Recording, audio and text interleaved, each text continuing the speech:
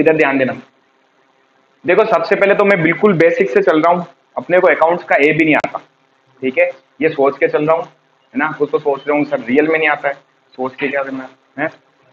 Accounting में वास्तव में होता क्या है, अकाउंटिंग एक ऐसा प्रोसेस है जहां पर हम हमारे बिजनेस के अंदर, हमारे व्यवसाय के अंदर जो भी लेन देन होते हैं, ट्रांजेक्शन, उसको रिकॉर्ड रखते हैं, ठीक है।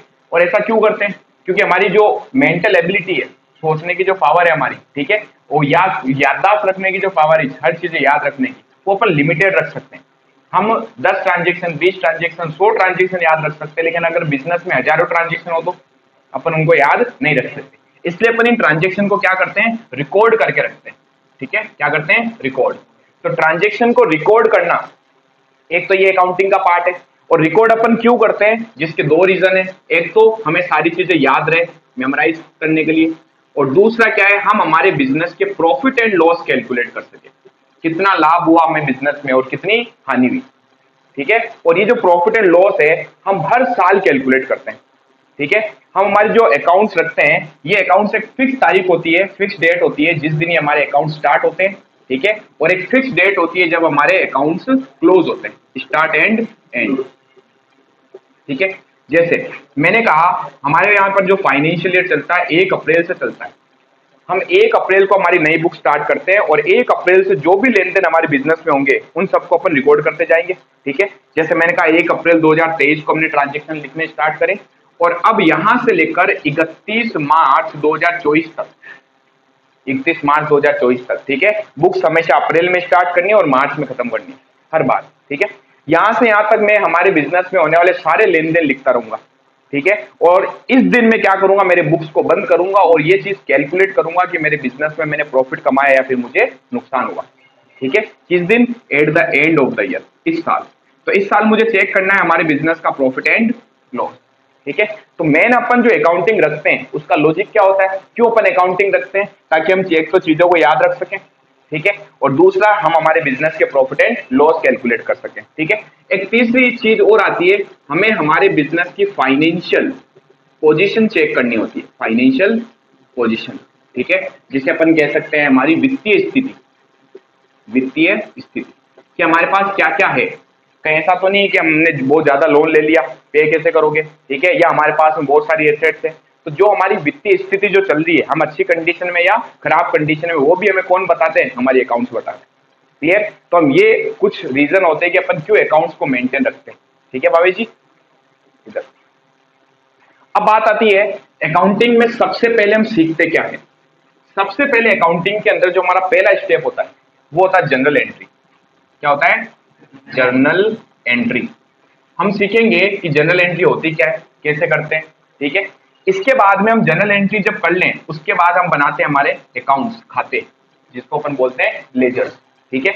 जब हमारी लेजर्स बन जाती है तो लेजर बनने के बाद में अपन बनाते हैं हमारे पास, अच्छा लेजर के साथ में ही बनती है क्या, सब्सिडरी बुक्स, सब्सिडरी बुक्स, ठीक है, जिससे अपन कहेंगे हिंदी में, इसको बोलेंगे हिंदी में जनरल प्रविष्टि,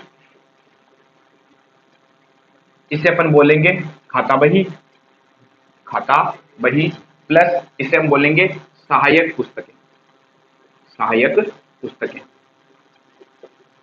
ठीक है। खाता बही और सहायक पुस्तकें जब बन जाती है उसके बाद में हम तीसरे स्टेप पे सीखेंगे how to prepare trial balance. ये सारी चीजें अपन पढ़ने वाले हैं और ये आपका कोर्स है 11th क्लास, ठीक है। ट्रायल बैलेंस जिसे हिंदी में अपन बोलेंगे तलपट। तलपट बनने के बाद में आप करते हो रेक्टिफिकेशन। क्या करते हो, रेक्टिफिकेशन। रेक्टिफिकेशन मतलब सुधार करते हो।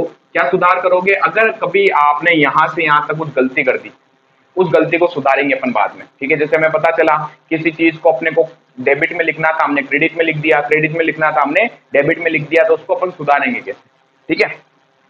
रेक्टिफिकेशन होने के बाद फाइनली अपन क्या बनाएंगे, हमारे फाइनल अकाउंट, अंतिम खाते। और ये फाइनल अकाउंट जब अपन ने बना लिए तो इन फाइनल अकाउंट से ही अपने को पता चलेगा क्या, कि हमने प्रॉफिट कमाया या लॉस हुआ, हमारे बिजनेस में कितनी संपत्तियां, एसेट्स एंड कितनी लाइबिलिटीज है।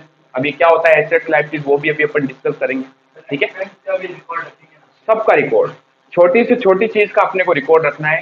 देखो अकाउंटिंग वास्तव में है क्या, एक अकाउंटिंग एक ऐसा प्रोसेस है जहां पर आप अपने बिजनेस के फाइनेंशियल, या इससे बेटर मैं वर्ड यूज लूं तो इकोनॉमिक ट्रांजेक्शन। कौन से ट्रांजेक्शन? इकोनॉमिक ट्रांजेक्शन रिकॉर्ड करते हो।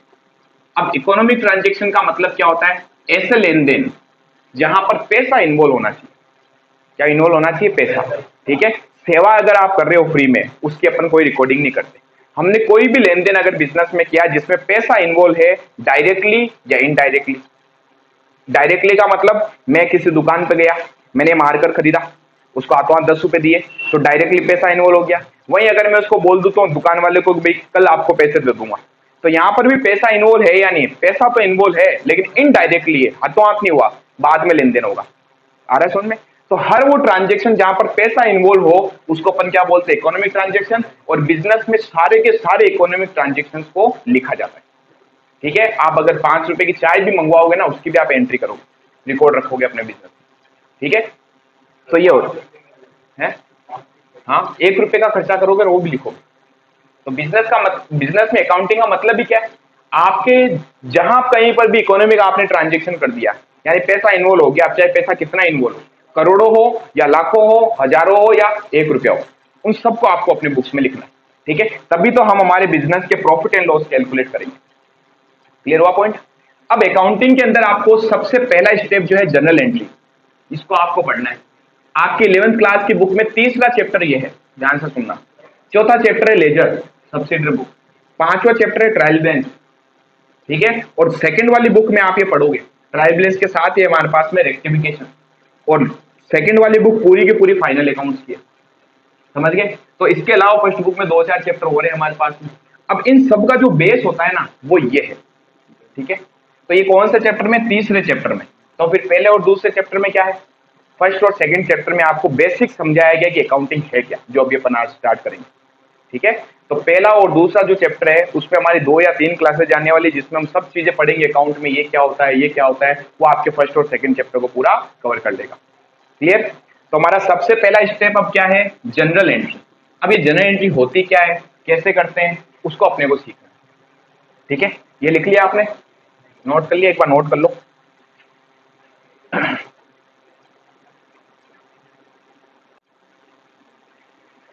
अब अपने को समझना है कि जनरल एंट्रीज क्या होती है। तो अब देखो, जनरल एंट्रीज से समझने से पहले कुछ आपको अकाउंटिंग के बेसिक वर्ड्स बता रहा हूं, वो पहले पता होने चाहिए कि सर ये होता क्या है। ठीक है, क्योंकि कुछ बच्चों को यही नहीं पता है कि जैसे मैं बोल दूंगा एसेट्स खरीदिए, बच्चा क्या ये एसेट्स क्या हो गई, तो अपने को पहले पता होना चाहिए एसेट्स है क्या। ठीक है, तो अपने कुछ बेसिक वर्ड्स हैं, कुछ बेसिक टर्मिनोलॉजीज हैं जो अपने को पता होनी चाहिए। ठीक है, यानी कुछ साइंटिफिक वर्ड बोल सकते हैं अपन अकाउंटिंग के लिए। ठीक है, सबसे पहले हमारे पास में एक वर्ड आता है, फर्स्ट पॉइंट, कैपिटल। अच्छा, एक चीज और ध्यान रखना, पूंजी। जब भी हम बिजनेस स्टार्ट करेंगे, है ना, या फिर हम बिजनेस चलाएंगे, तो आप अपने आप को कभी भी मालिक नहीं समझोगे। आप मालिक नहीं हो, आप हमेशा अपने आप को क्या मानोगे? बिजनेस है। ट्रांजेक्शन कौन करता है? बिजनेस करता है, मालिक नहीं करता। मालिक तो बिजनेस को मैनेज करता है। ठीक है, तो लेन देन किसके अपन को रिकॉर्ड करने? सिर्फ बिजनेस के। हम कौन है? हम बिजनेस हैं। कोई बोल दिया आप मालिक हो, नहीं, हम मालिक नहीं, हम कौन है? बिजनेस। ठीक है, अब एक जो ओनर होता है, मैंने कहा एक ओनर है राम। राम ने एक बिजनेस स्टार्ट किया। ठीक है, उसने एक दुकान खोली, सपोज की कपड़ों की। अब कपड़ों की जब दुकान खोलोगे तो आपको इस बिजनेस को चलाने के लिए पैसा चाहिए होगा। ठीक है, आपको बिजनेस चलाने के लिए कपड़ा खरीदना पड़ेगा, पैसा कहाँ से लाओगे, है ना। आपको फर्नीचर बनवाना पड़ेगा, आपको पंखे लगवाने पड़ेंगे, अगर बढ़िया दुकान करनी है तो ऐसी वैसे सेट करनी पड़ेगी। तो इन सबको बिजनेस स्टार्ट करने पर अपने को कुछ पैसा चाहिए होता है। ठीक है, तो राम ने क्या किया? राम ने कहीं से 5 लाख का जुगाड़ किया, या अपने घर से लाया होगा, या अपनी सेविंग होगी, XYZ कुछ भी हो सकता है। उसने 5 लाख रुपए लेकर क्या किया? बिजनेस में डाल दी। कहां पर? बिजनेस। और इस 5 लाख से इसने क्या किया? फर्नीचर बनवाया होगा, कपड़ा खरीदा होगा, जो भी XYZ किया। तो राम जब भी बिजनेस स्टार्ट करते वक्त जो कुछ भी बिजनेस में लगाता है, जो कुछ भी, ठीक है, वो पैसा हो सकता है, प्लस मैंने कहा जैसे उसके घर पे एक फर्नीचर पड़ा था 50,000 का, है ना, जिसमें वो आराम से उसको वो कपड़े उपड़े रखने के लिए यूज ले सकता है। तो उसने क्या किया? वो फर्नीचर घर से उठाया, दुकान में शिफ्ट कर दिया। कितने का फर्नीचर? 50,000 का। तो 50,000 का उसने फर्नीचर भी लगा दिया। ठीक है, तो बिजनेस स्टार्ट करते वक्त बिजनेस का मालिक बिजनेस में जो कुछ भी लगाता है उस सब को अपन क्या बोलते हैं? कैपिटल। ठीक है, अब ये मान लीजिए इसने बिजनेस में एक तो 50,000 रुपए लगाए, सॉरी 5 लाख रुपए लगाए प्लस 50,000 का फर्नीचर लगाया, तो इसने बिजनेस में टोटल कितना फंड लगा दिया? 5,50,000। तो ये 5,50,000 हमारे क्या बन गई? कैपिटल। समझ गए? पूंजी। तो पूंजी होती क्या है? कैपिटल होती क्या है? बिजनेस का ओनर बिजनेस स्टार्ट करते वक्त जो कुछ भी बिजनेस में लगाता है उसे हम क्या बोलते हैं? कैपिटल बोलते हैं। क्लियर है पॉइंट? इसकी हेडिंग डालो और लिखो। वर्ड समझना अच्छे से, ये सब समझ गए ना तो अकाउंट कुछ भी नहीं है।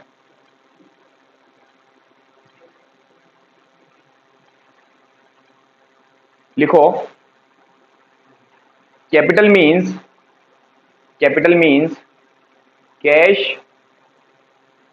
Coma assets, cash comma assets और थिंग्स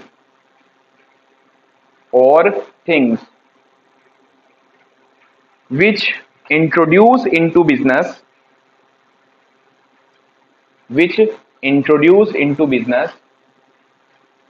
by the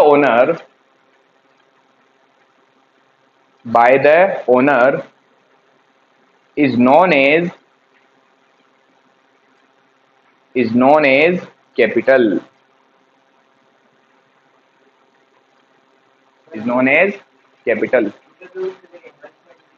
हाँ इन्वेस्ट भी लिख सकते हो, ठीक है, ये इन्वेस्ट ही होता है एक तरीके से। हाँ हिंदी मीडियम लिखो, व्यवसाय के मालिक द्वारा, ये डायग्राम बना लो आप तब तक। व्यवसाय के मालिक द्वारा व्यवसाय में नहीं, व्यवसाय प्रारंभ करते समय, व्यवसाय के मालिक द्वारा व्यवसाय प्रारंभ करते समय लगाई गई धनराशि, व्यवसाय प्रारंभ करते समय लगाई गई धनराशि कोमा प्रारंभ करते समय, व्यवसाय प्रारंभ करते समय लगाई गई धनराशि कोमा संपत्ति या वस्तु पूंजी कहलाती है,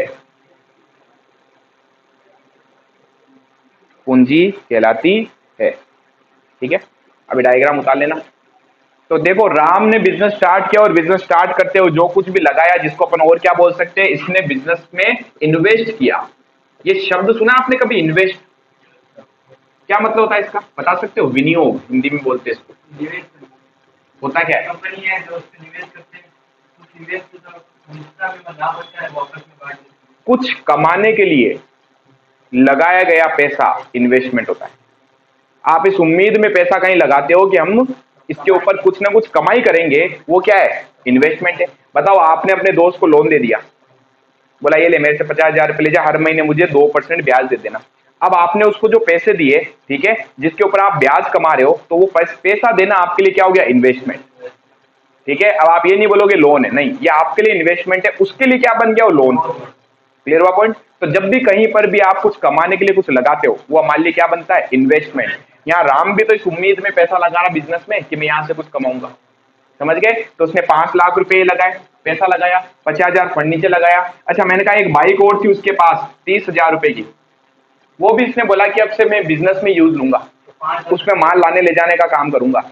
तो अब बताओ हमारी कैपिटल कितनी हो गई? ये भी तो कैपिटल का ही पार्ट हो गया, समझ गए? तो कितने? 5,80,000 रुपए हमारी क्या बन गई? कैपिटल। सिंपल है पॉइंट। तो कैपिटल का मतलब तो समझ गए क्या होता है कैपिटल? बिजनेस का ओनर जब बिजनेस स्टार्ट करेगा और जो कुछ भी वो उस टाइम इन्वेस्ट करेगा, वो सब मिलाकर हमारे लिए क्या बन जाएगा? कैपिटल। क्लियर? चलो, तो ये तो हो गया हमारे पास कैपिटल क्या होती है। अब सेकंड पॉइंट अपन देखते हैं, एक्सपेंस। एक्सपेंस यानी कि खर्चा।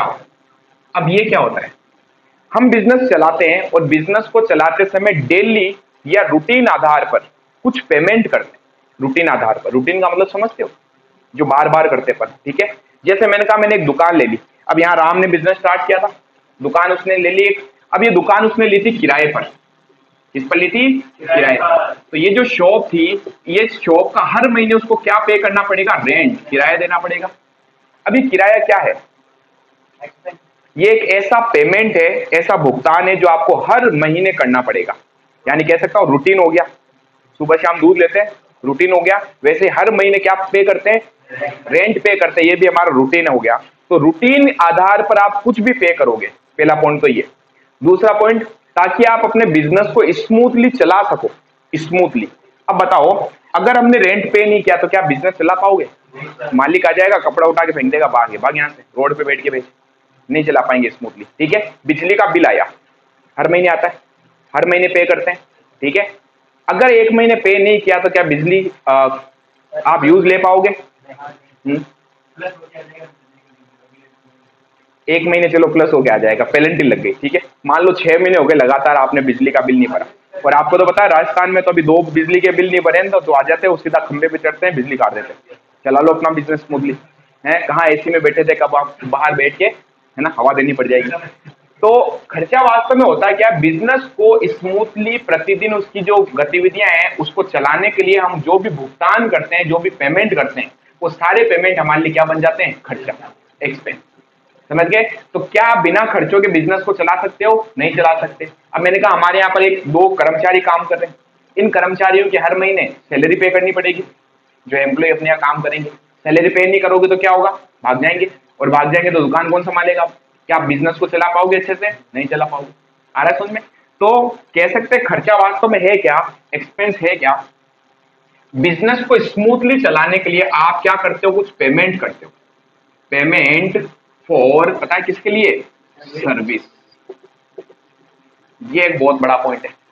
आपने किसी से कोई सर्विस ली, क्या ली? सर्विस, और उसके बदले में आप उसको क्या कर रहे हो? पेमेंट कर रहे हो। ये भी हमारे लिए क्या बनता है? खर्चा बनता है।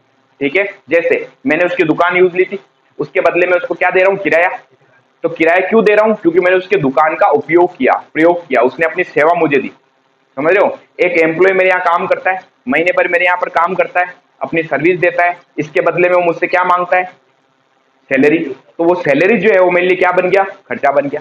यानी जब भी आप किसी दूसरे से सर्विस लोगे, ध्यान रखना सर्विस होनी चाहिए, चीज नहीं होनी चाहिए।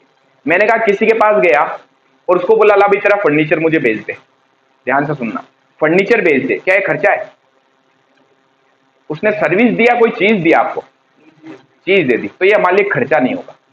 ये हमारे लिए पता क्या बन जाएगा? संपत्ति या एसेट बन जाएगा। बस यही फर्क है छोटा सा। एक्सपेंस में आप सिर्फ सर्विस लेते हो, इसके बदले में पेमेंट करते हो, भुगतान करते हो। ठीक है, और दूसरा हमारे पास क्या आएगा? नेक्स्ट आएगा एसेट्स। एसेट्स यानी संपत्ति। संपत्ति में क्या होगा? इसमें भी सेम पॉइंट है, आप किसी को पे करोगे, भुगतान करोगे। ठीक है, बट पेमेंट फॉर थिंग्स, आप उससे कोई चीज लोगे। हाँ, वो भी आप मान सकते हो, वो वाली सर्विस नहीं, सेवा देना किसी को।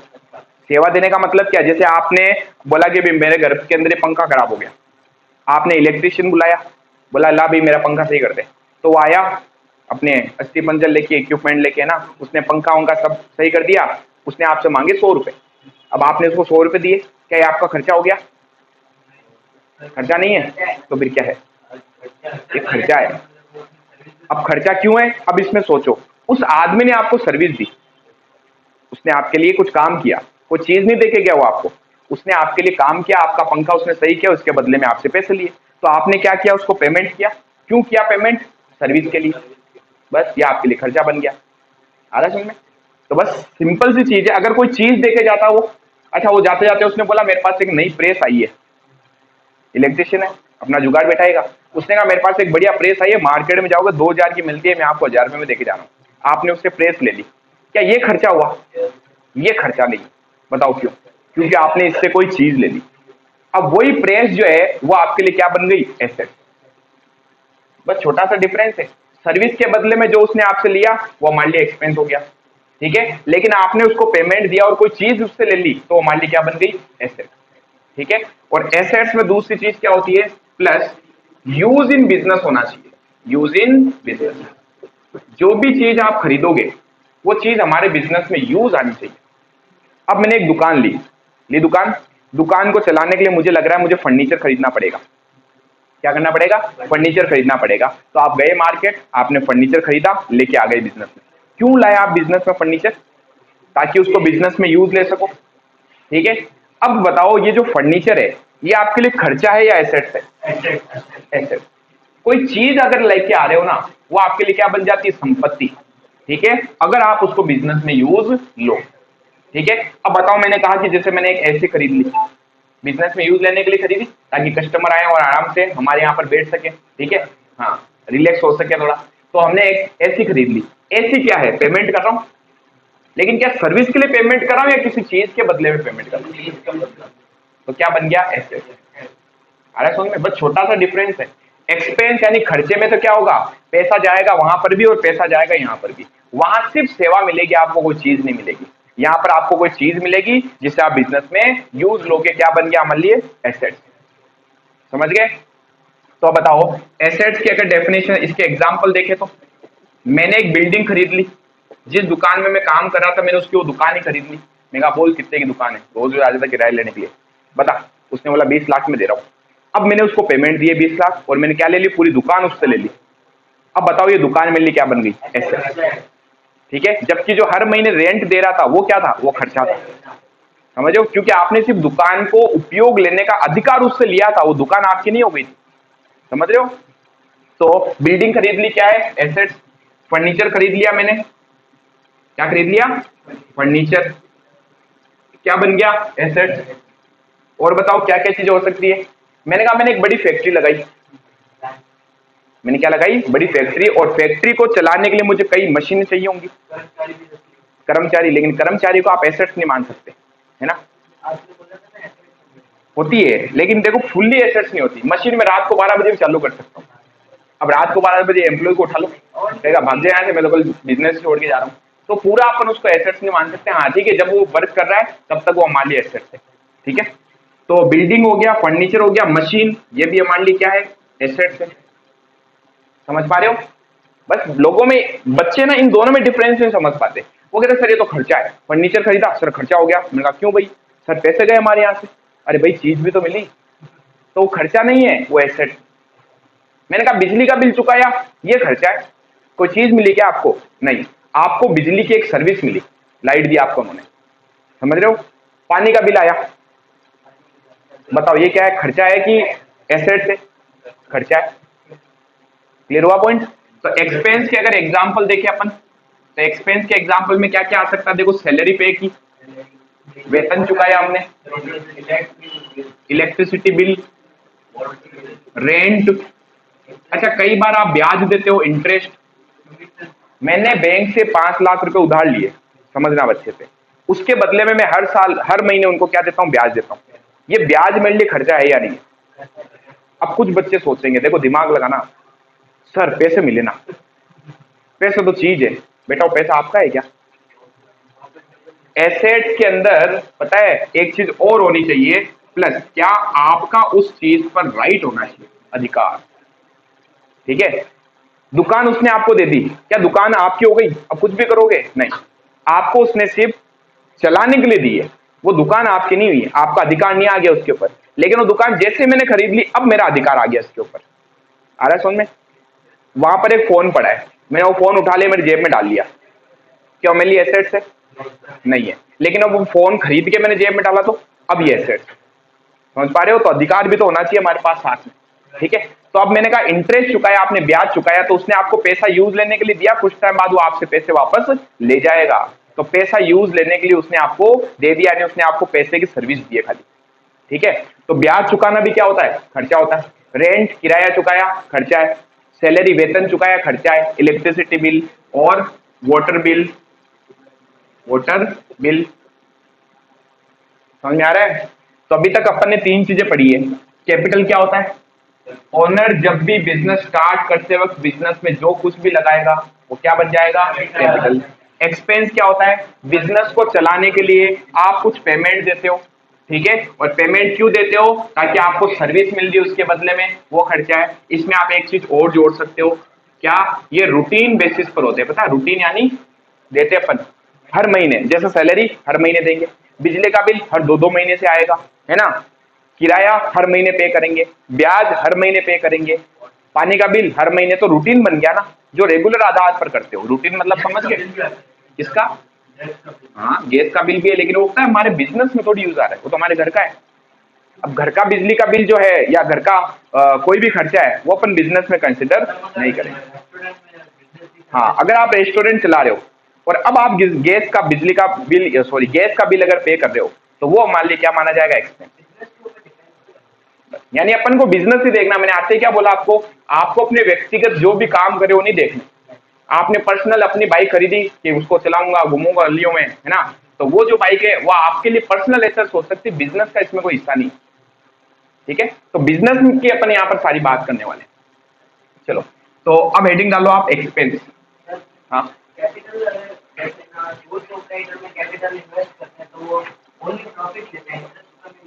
नहीं, देखो ले भी सकता है, अभी अपन पढ़ेंगे। हाँ, पार्टनरशिप में भी पढ़ेंगे अपन। पता है मैंने क्या बोला? बिजनेस अलग है और आप अलग हो।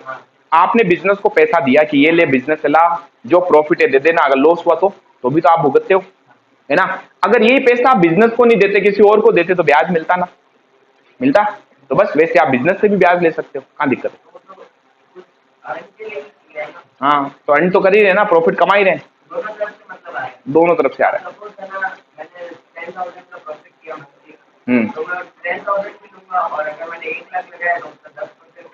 ब्याज भी लूंगा, यस। ये अपन पढ़ेंगे अकाउंटिंग में आगे, टेंशन मतलब ये आने वाला है। लिखो एक्सपेंस, इसमें लिखना खर्चा। All the payments, all the payments which are done on routine, which are done on routine or regular basis, routine or regular basis, which are paid for taking services, which are paid for taking services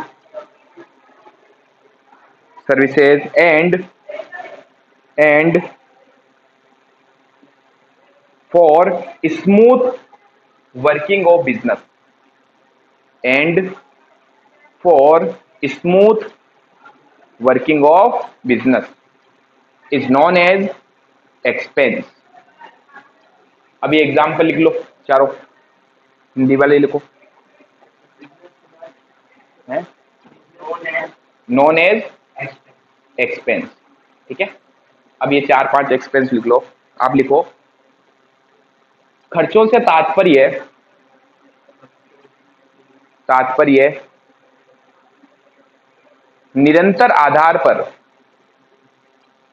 खर्चों से तात्पर्य निरंतर आधार पर किए गए भुगतान से है, निरंतर आधार पर किए गए भुगतान से है, जो सेवा के बदले चुकाए गए हों। भुगतानों से है जो सेवा के बदले किए गए हों, जो सेवा के बदले किए गए हों।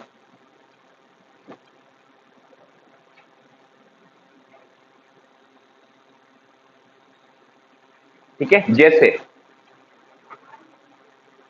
जैसे सैलरी, आपने एग्जाम्पल लिख दिए।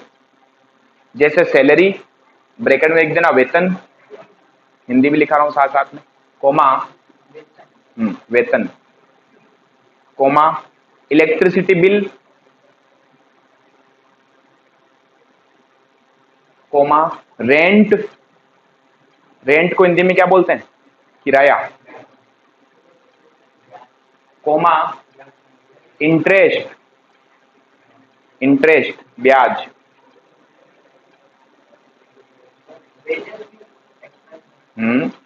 मजदूरी। ठीक है, ईटीसी एक्सेट्रा, बहुत सारे पढ़ेंगे अपन, कम से कम 200-500 खर्चे पढ़ोगे आप इसमें। ये तो कुछ बेसिक से पॉइंट है। चलो, ये हो गया हमारे पास एक्सपेंस, समझ गया एक्सपेंस में। फिर लिखो एसेट, संपत्ति। इसमें लिखना for carry out business activities,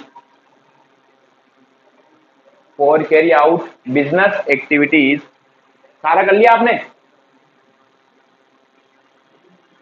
चलो, for carry out business activities, business must have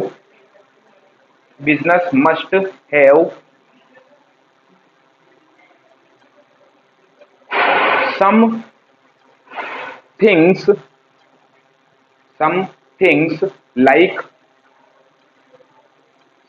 things like machine, furniture,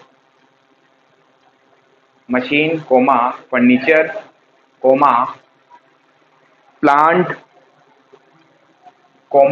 building, etc. All these items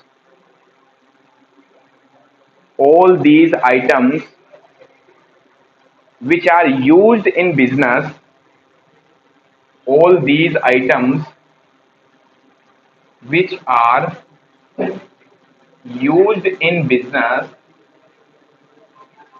is known as assets.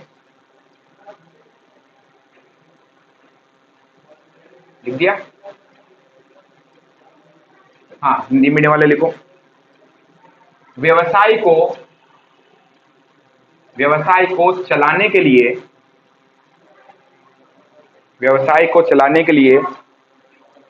2 minute wait करो। व्यवसाय को चलाने के लिए कुछ वस्तुओं की आवश्यकता होती है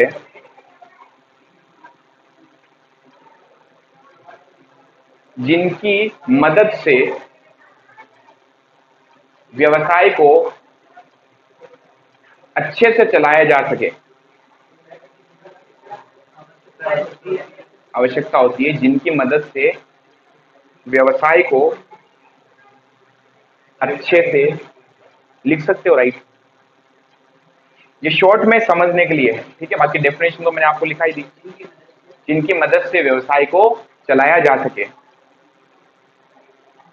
जिनकी मदद से व्यवसाय को चलाया जा सके, संपत्ति कहलाती है।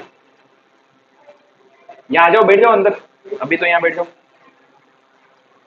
व्यवसाय को चलाया जा सके, संपत्ति कहलाती है। जैसे भवन, बिल्डिंग, फर्नीचर, मशीन इत्यादि। ठीक है, तीनों चीजें समझ गए? चलो, आज तो आपकी क्लास इतनी होगी और कल से आप टाइम